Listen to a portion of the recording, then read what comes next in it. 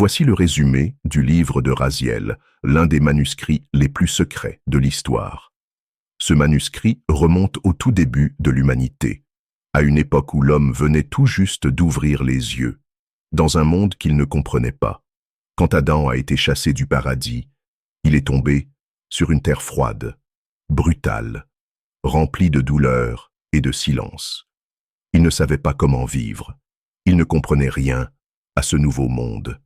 Alors Dieu lui a envoyé un ange, un être de feu et de lumière, plus ancien que le temps.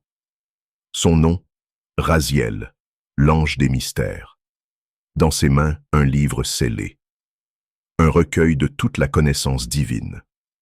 La structure de l'univers, les lois de la création, les noms secrets de Dieu, les anges, les constellations, les remèdes, les clés pour voir l'invisible.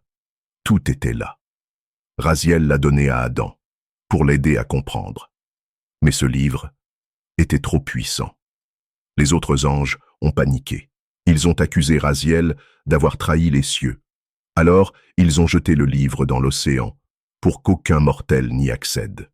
Mais l'histoire ne s'arrête pas là, car Dieu, en secret, aurait ordonné à Rahab, l'ange des profondeurs, de récupérer le manuscrit et de le redonner à Adam, puis à Enoch, puis à Noé, puis à Abraham, et bien plus tard, à Salomon, le roi des rois, le maître des génies.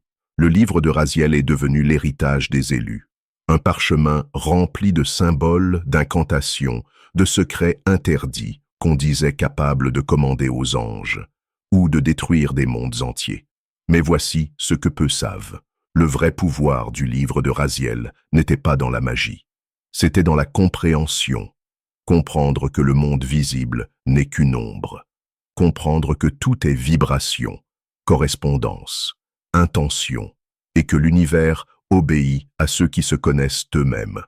On dit qu'il ne reste aujourd'hui que quelques fragments du texte original, dispersés dans des bibliothèques secrètes, traduits en kabbale, codés en symboles, et que ceux qui les lisent ne sont plus jamais les mêmes. Si ce genre de résumé te fait gagner du temps, dis-moi en commentaire si tu penses que ce livre a vraiment existé. Et abonne-toi, parce que les prochains résumés vont réveiller des choses que tu sens, mais que tu n'arrivais pas à expliquer.